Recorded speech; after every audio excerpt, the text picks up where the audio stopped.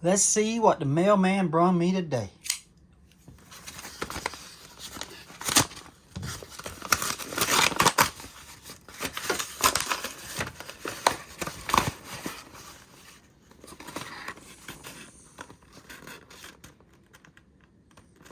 Said, thank you for being a repeat buyer. I've included a little bonus. How about that? Oh, Victorinox. I can tell already. How about that? I love Victorinox. That's pretty sweet, ain't it? I'm always buying knives on eBay. But this is the bonus. He had $5 marked on it, so let's see the condition of this bad boy. And it's got a toothpick, pair of tweezers. I'm going to tell you, if y'all ever use these tweezers, they are the best tweezers that you can buy. They really get good stuff. Look here, we got a pair of scissors. And we got a great blade. See, it says Victorinox right there, if you can read it. And it's sharp too. And you got a little fingernail file with a little screwdriver, flat tip screwdriver. And that's it. That's great to have on your little key. I'm going to put that on my keychain. How about that? But here's the star of the show right here now. Let's see what this is. Get this plastic out of the way. This is a case slimline trapper that desperately needs to be cleaned up. And it is, see the blade there? I'm going to put a new edge on it, clean that up. The blade's in good shape. It's a little, it's rusty now. And the handle's faded some. I'm going to try to bring the color back. Let's see how many dots this is. 1, 2, 3, 4, 5, 6, 7, 8, 9, 10. 10 dots.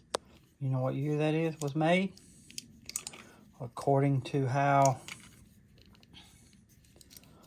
the case XX, it's got a regular S in it. See that? Regular S. USA with 10 dots. That is a 1970. It was made in 1970. It's the same year that I was born. So it's 53 years old. It ought to be looking rough. But this knife is going to clean up good. The snap, I'll have to see if we can get the snap back. But the spring's in good shape. And overall, let's see, it's wanting to close. Blade might be a little bent. I can't tell. But anyway, that is a case XX 1970. Still got the shield on it. That's great. I'm going to clean this knife up and carry it for a little while. Yeah, I can tell it might be a little bent right here. The blade, just barely. But we're going to try to fix that up too. But how about that? That is a nice knife. Okay, so what I'm going to do, I'm just going to buff the bolsters out, and buff the back here, and get some of this surface rust off the blade. Then I'm going to try to get this little curve out with my vise.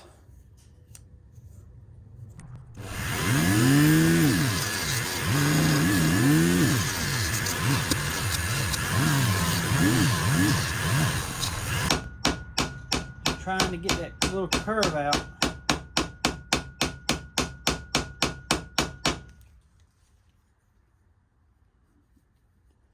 It's pretty straight now. So to close now. So we good. Okay, I got to get a little coarse sandpaper. I would run it through my sander over there, but I don't want to eat up the blade. I just want to get the surface rust off. It's a little too strong for my buffing wheel over there, so I'm just going to try to use some sandpaper. It's 120 grit.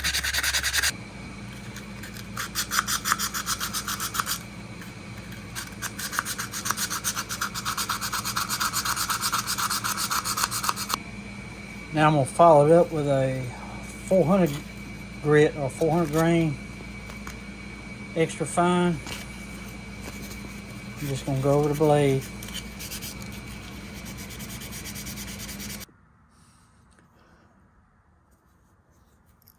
You know, I don't know if this handle's faded or not. I think something was spilled on it. See that right there?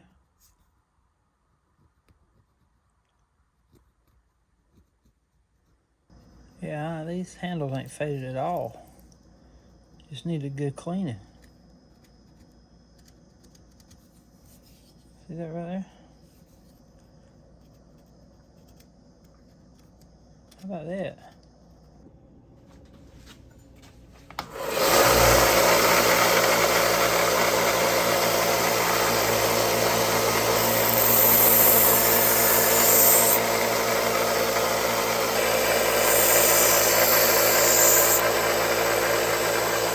Two things I got to do. I got to oil it down real good, and then I got to just touch up the blade with my sharpener. I'll go over it with some Neverdoll too. I'm just gonna give it a good oiling down.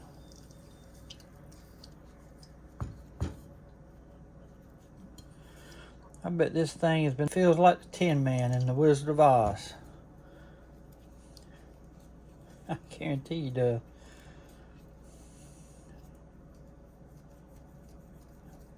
I bet it feels good to him. I'm just gonna rub that oil in the handle, get it good and cleaned up.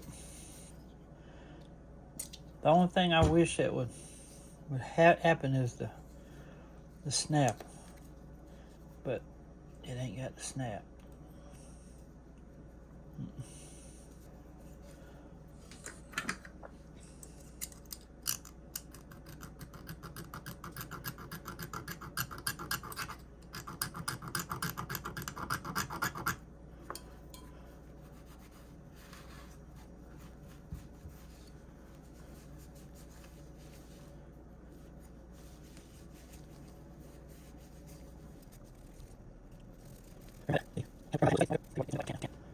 Look at that. That looks so good. It's a great looking knife now. You can actually see them 10 dots now. See that? 1970. That's when I was born. It just don't have the snap. I wish it did. Anyway, I'm gonna never dull it down. Carry this for about a week or 2 or 3 or even 4. Who knows? Then I'm gonna throw it in my collection. But these are getting rarer and rarer every day that goes by. And you see it was so rusted, but we got it looking good. Never dull it here real quick.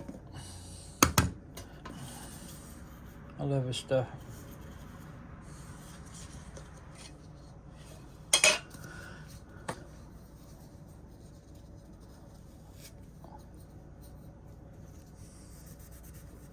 Gets all the brass clean. It just gives the nickel bolsters a good cleaning too. Shines it up real good. The brass, carbon steel.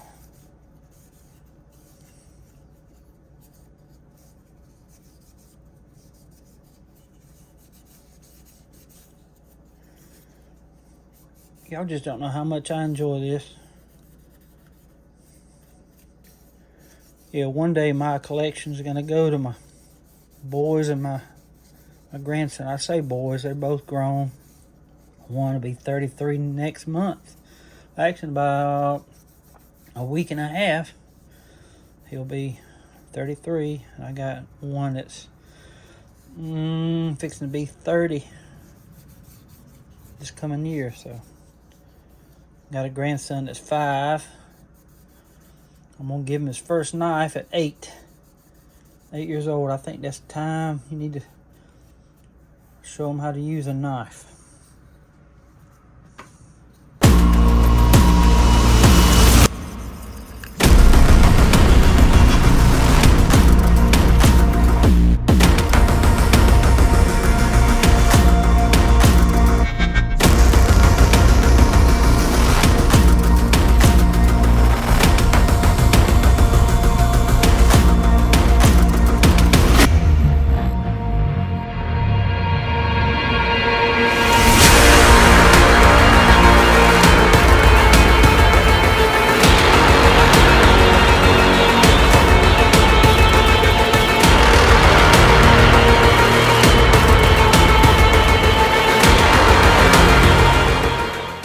Okay guys, we fixing to look this knife up in this book here. And it's usually a model number on the back of the thing here. I'm gonna look. It looks like it's gone. Ooh, I barely see it. 61048. Let's see if y'all can. There it is right there. 61048. You can barely see it. See the 0 right there? 48. It's hard to see. It's barely still on there. Anyway, I think it's on page 209. These slimline trappers.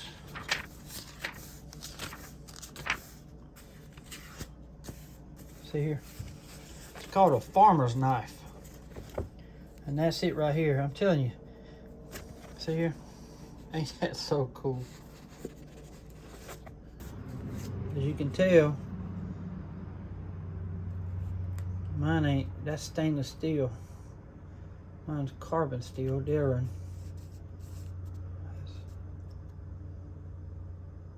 This is it right here. 61048, 10 dots, 1977 Darren. That's the handles on there. And 30 bucks. So back in 2000, the year 2000, this book was published in the year 2000, December of 2000. See here? Mint condition, you could have got 30 bucks. And that's probably what I can get today for this knife. Maybe 35, because I'm telling you, the most collectible knives in the dot systems case created is a 10 dot, because that's the beginning of a decade, especially the 1970s, because that's the very first run of the 10 dots that was, because it started in 1970. So obviously the 1970 knives are one of the most collectible in case, because it's a 10 dot knife. But you see how well this thing cleaned up. I love this kind of stuff. I love taking an old knife like this. Let's see that edge on it. I gave it. I sharpened it. It's sharp as a razor. But I love taking an old knife like this and making it usable again and making it worth carrying. It was just abused. It was just neglected. All it needed was some TLC, and it's beautiful, beautiful.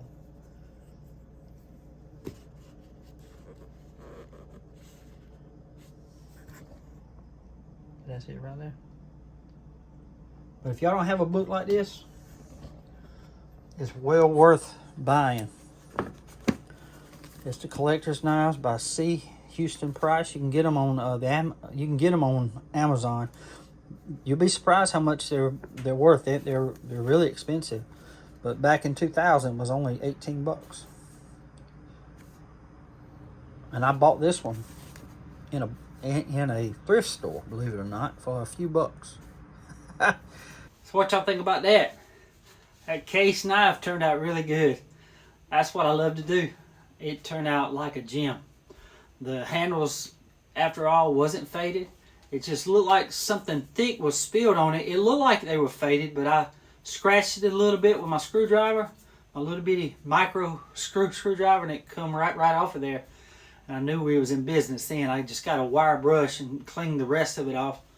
And when I oiled it down, them handles just soaked that oil up, and it just turned it a good color. It brought its color back. It was just dry, but the rust come off good. The blade's still in good shape. The spring's in good shape. It don't have the snap, but ain't no telling how long it's been rusted like that. I don't know where he found it, but it's a good guy, the seller I bought it from. You seen the bonus he sent me. It was a very good surprise, because I love Victorinox. It's one of my favorite knives to have on me at all times. I keep the Explorer on me all the time. And this is one I take knife hunting. because it's got the magnifying glass here. All right, guys. Well, I appreciate y'all tuning in today. If you like the content of the video, just give me a thumbs up. And if your first time's here, thank you. I just look for knives in need of repair that's been used and abused, and I bring them back home. And if I can repair them, awesome. Like I did this one here. All it took was a little cleaning up, a little touch up of the blade, and it come out just like a gem, and it's sharp as a razor. But I like to bring them back home, clean them up, repair them if I can. I'll put them in my collection, and I always like to carry them for a week or two or maybe more before I put them in my collection. It's according to how, because I just love to reach in my pocket and feel a knife. I just love it. But I like to bring them home and clean them up, repair them if I can. If I can't, I'll tear them down for spare parts, and I throw them in my little toolbox there. I also like to talk about EDC, everyday carry. Talk about gear that can turn a bad day into a good day just because you're prepared. Another thing I like to do is do reviews on camping gear. So if you like that kind of stuff, just give me a chance and subscribe. And I hope y'all have a blessed day. So thank y'all again for tuning in. And remember, guys, always stay sharp. Stay sharp mentally, physically, and spiritually. So y'all have a great day. God bless y'all, and I'll see y'all on the next video.